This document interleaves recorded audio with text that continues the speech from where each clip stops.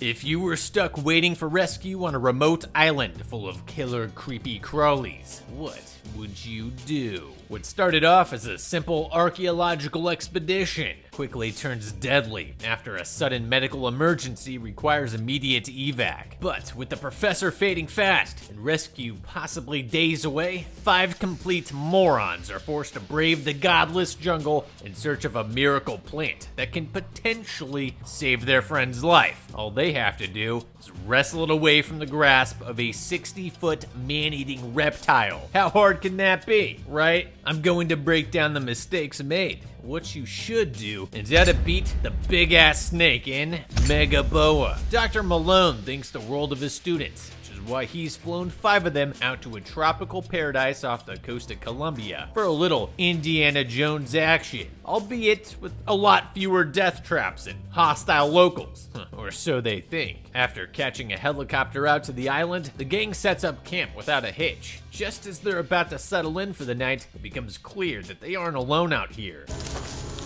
Show yourself! Don't shoot. A likely story. Smoke him, Red. With your paintball gun? What the hell?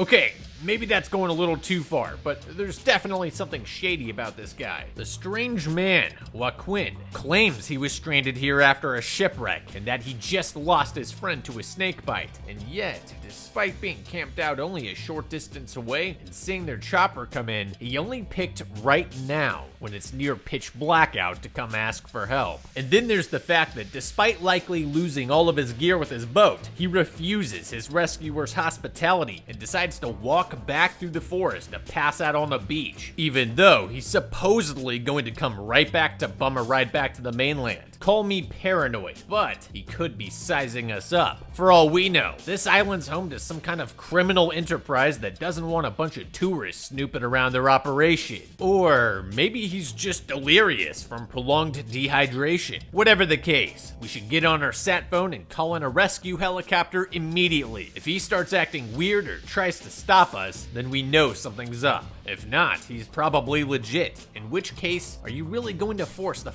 Castaway to wait a day and a half to ride out with you guys? Dude probably wants to get out of here. Apparently, they have a sat phone provided by the local agency that brought them out here, in which case we might be able to dial 123 to reach Colombian emergency services. Otherwise, we can reach the tourist place at 571-337-4413, which should ensure we get an English-speaking operator. If you've ever wondered how I come up with the strategies and war tactics for these videos, I'll share a secret with you. I don't know everything. Things like calculating the landing velocity of a falling body and the angle at which they need to hit the ground to survive can be complicated. Fortunately, I found a free and easy way to brush up with today's sponsor, Brilliant. Brilliant is the best way to learn math, data science, and computer science interactively. They employ dozens of experts who put together thousands of easy-to-digest lessons on everything from probability and statistics to AI to engineering to logic. If you've been watching my videos, you know every character we meet could probably use a logic lesson. The best thing about Brilliant is that it works at your pace, however slow that might be. Customize the content to fit your needs and learning speed at any time.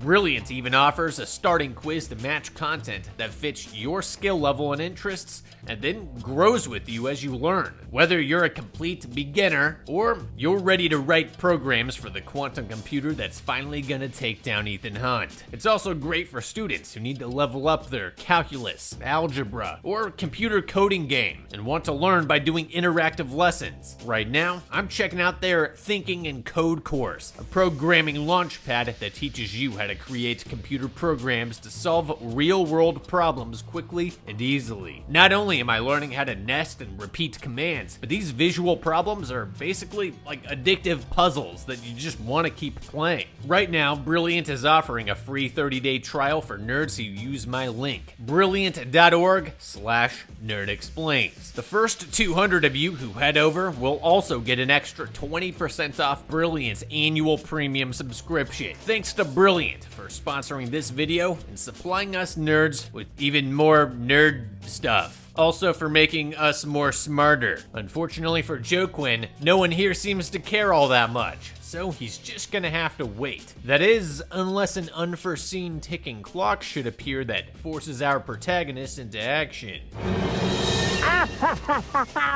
There's some nightmare fuel. For real though, who the hell doesn't shake their boots out after leaving them outside all night? Dude was just asking for something to crawl in there, and given we're in the jungle, it was guaranteed to be something horrible. In this case, it was a CGI spider the size of a sparrow, and that bite was no joke. The wound's gone necrotic, impossibly fast, and with nothing in their medical supplies to counteract the venom, the team's only option is to call in a medevac and have him treated in a hospital. So, I guess that's good news for Joaquin, right? Well, not so much. Apparently, a huge storm rolled in after they were dropped off, meaning no one will be able to reach them for at least another 24 hours. This is, of course, very bad news for Dr. Malone, as according to Joaquin, the venom from that super spider will take his leg, if not his life, well before then. In that case, I guess we're gonna have to amputate. What'll it be, Doc? Long sleeve or short sleeve? Sadly, it seems there might be another option. Joquin claims there's an orchid growing somewhere deep inside the jungle that can mitigate the venom's effects. Buy us some time. Now, if you're like me, you're probably thinking, this sounds insane, but it's not like we have anything else to do around here, so we might as well give it a shot. Besides, what's the worst that could happen? Hey, look over there.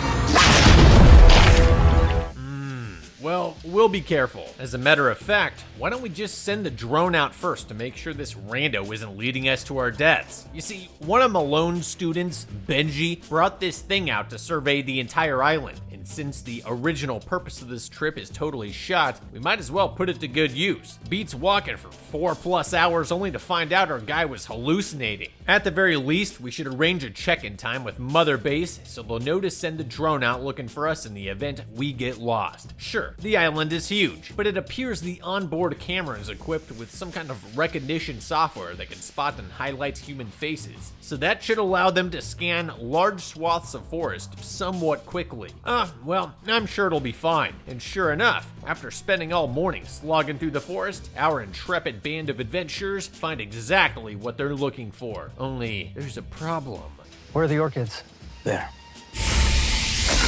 See, shoulda sent the drone. Not much you can really do in this situation besides running away as fast as possible. However, while it might be difficult to keep your wits about you after coming face to face with a 60-foot carnivorous reptile, we should do our best to retrace our steps back towards the camp. Regardless of your position on the food chain, running aimlessly is one of the worst things you could possibly do in a survival situation, as you could very easily become hopelessly lost, especially in a densely forested environment without any visible landmarks. God knows the last thing we need to do is to find ourselves wandering around in the dark with that thing prowling around. And for all we know, that's not even the worst thing out here. Also, this probably goes without saying, but sticking together is extremely important. The snake could be anywhere right now, so we really can't afford to go looking for someone who might have gotten separated, as is the case with our slowest group member, Jason. Yeah, sorry dude, you're on your own. The best we can do is call your name for a while in hopes that the trees don't drown out our voices. I guess we could also try to fire off one of the flares Allison's packing in that magic paintball pistol thing. After all, she's just gonna wind up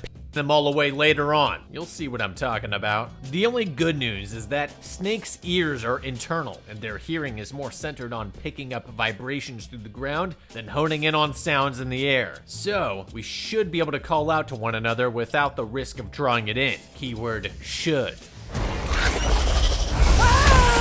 Aw, it likes you. Well, 1 down, 6 to go. Oh, you thought I was cheering on Team Human in this situation?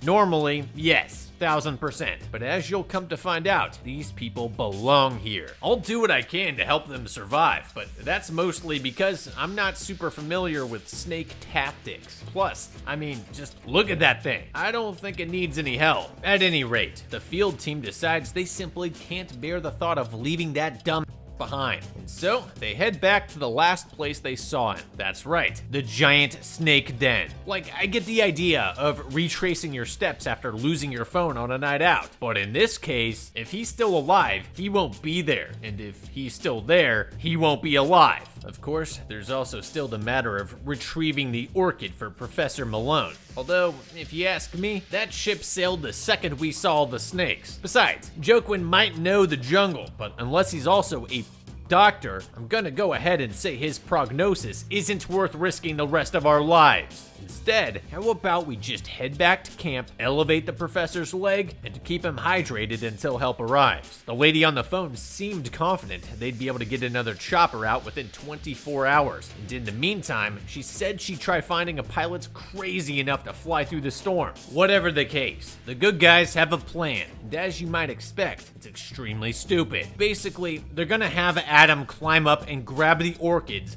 while Joaquin covers him with that toy crossbow he's been carrying around. Don't worry though, it's only almost as insane as it sounds. According to Joaquin, his custom bolts are loaded with enough tranq to put down a family of elephants. So, he's pretty sure it'll be enough to knock out the snake. Okay, you know what? Fine. I can accept that's possible. I just have one question though. Why would you not just shoot the snake first and then send Adam up the tree once it's asleep? Seriously, how the hell did this make it into the final draft? A, you could easily miss, in which case Adam's totally and B, there's no such thing as a combat effective tranquilizer. Best case scenario, it'll still take a minute or two for the target to fall asleep. Adios.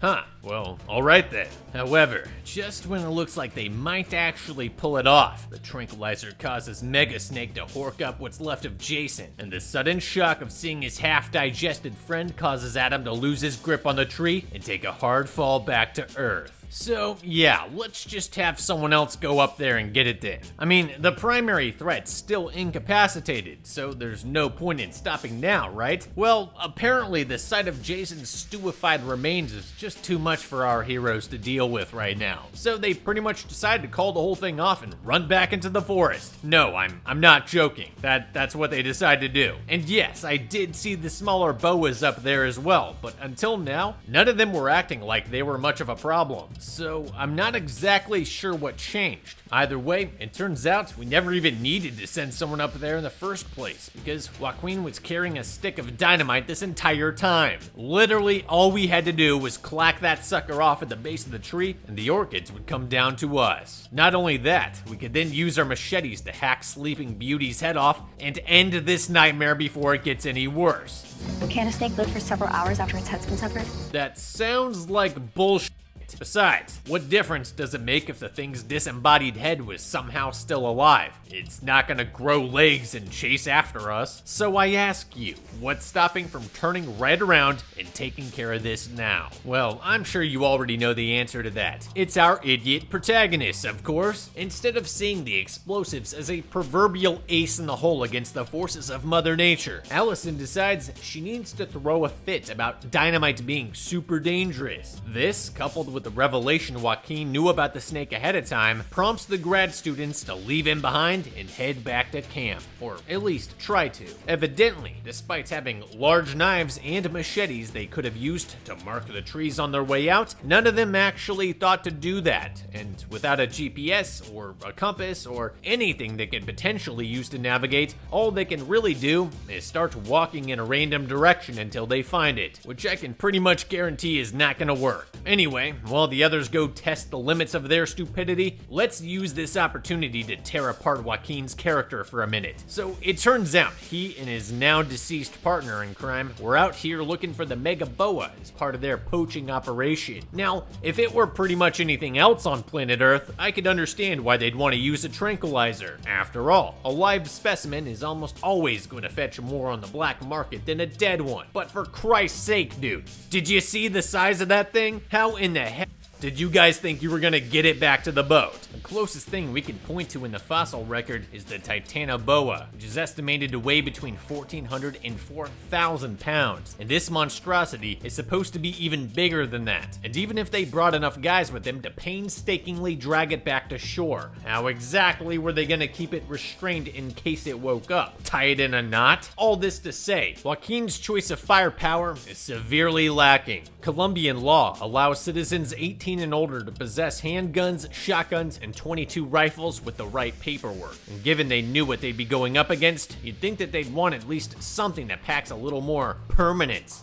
Even a single barrel shotgun with cut shells will be a major step up back at the tree. Plus, then we wouldn't have to worry about it randomly waking up and swallowing someone whole here in a couple minutes. And yes, I suppose if Joaquin has a criminal record, it might prevent him from purchasing firearms legally. But remember, the dude's a black market poacher with a line on dynamite. I'm sure he could find a way to get his hands on a Magnum hunting rifle if he really wanted to. Anyway, eventually, the grad students realized just how short-sighted it was to abandon the only person capable of leading them back to camp and come crawling back to Joaquin for his assistance. First things first, however, they want to go back and make another pass at the orchids. Because why the hell not? At least now they're willing to give the explosives a shot. I can tell you one thing, I wouldn't get anywhere near that tree without putting a safety shot in old Eakins up there. In fact, if we could just go ahead and OD this thing on tranquilizer, that'd be great. But of course, no one here thinks about the fact that it's been over an hour since the first dose was administered. And sure enough, the ensuing explosion wakes the critter up just in time for breakfast. Yeah, somehow I doubt it. Still, she did manage to grab the orchid and keep us from having to come back here a fourth time, so I guess I can't be that hard on her. In that case, all that's left to do now is run like... Fortunately, most snakes won't chase their prey very far, as rapid movement requires a great deal of energy, especially for something the size of a train. And besides, what exactly is the alternative? Well, according to Jay, it's to crawl into the first gaping hole in the ground and hope for the best, because we all know snakes don't do well underground. Yeah, here's the thing, even if it somehow couldn't reach us in there, which it totally could, boas are generally ambush predators, meaning it'd probably just post up by the entrance and wait for us to come out. And if that cave doesn't let out somewhere else, there's pretty much a 100% chance one of us is gonna get eaten the second we go back outside. That is, of course, assuming we don't get nailed by something down here first. And judging by all the webbing outside, I'm sure you can guess what's coming next. Well, that was useful. All those flares didn't even slow it down, although they did add an extra layer of spectacle to the most hilariously awful monster fight I've ever seen. The sideshow buys our heroes enough time to flee deeper into the jungle, where they find an old abandoned research station set up by the Colombian Geological Service that also happens to be right next to a giant pool of boiling sulfuric acid. Can't wait to see how that comes into play. So yeah, this is certainly cool and all, but I really don't think we should stop here. Snakes are generally pretty sluggish after a large meal, so there's a good chance it's no longer chasing us. And if for some reason it is, we'd just be giving it a chance to catch up. Instead, we should focus on regrouping with Benji and Dr. Malone as quickly as possible, in case that helicopter situation suddenly changed. Last thing we need is to make it back to camp after all this, only to find they left without us to get him to the hospital. Sure, they'd probably send someone back for us, but I'd rather not spend any more time in this hellscape than I have to. Besides, it's not like we're gonna find any special geology weapons in this dump. I mean, just look at it. There's nothing of value here. Ultimately, it's all just a waste of time anyway, as the trio immediately burns the shack to the ground after finding a few boas inside. And they weren't even full-sized ones either. They could have just grabbed them by their tails and smashed them against the walls, or better yet, just hacked them apart with their machetes. Not dying! Oh, you gotta be kidding me. Well, whatever. The fact remains, we never should have stopped here in the first place. And just like clockwork, here comes the big-ass snake for the final confrontation. Although, once again, I say we just turn and run away. Yeah, it's not the most glamorous strat in the world, but we have managed to get away from it every time. So why do anything different? Nah, you're right. It'll never work. Lucky for us, Joaquin knows what will. All we have to do is climb up some rickety old tower and ride the 60-plus-year-old old unmaintained zip line hanging over a pool of sulfuric acid, and we're home free. Man, why didn't I think of that? Sadly, despite our guy's impeccable reasoning, somehow his plan doesn't quite go off without a hitch. Well, at least he finally got his revenge, or so it seems. Turns out that acid bath was a little more than a chemical peel for our scaly friend. And just as Dr. Malone and Benji inexplicably arrive at the scene for a group hug, the beast emerges from the boiling ooze for one final scare. However, without its protective outer layer, the snake is basically just an angry noodle. And wouldn't you know it, Grace has an appetite for vengeance. Bon appetit. And with that, the gang is finally able to administer the BS flower potion to Dr. Malone, literal seconds before the rescue helicopter arrives at the scene, thereby making the entire adventure completely pointless. In the end, only 4 of the original 7 characters survived. However, had they acted decisively after reaching the orchid tree, they could have easily killed the snake using the tranquilizer darts and dynamite. And while this might not have saved Jason's life, it would have almost certainly spared Adam and Joaquin. For that reason, I think the Mega Boa was beat. Moral of the story, always shake your boots out.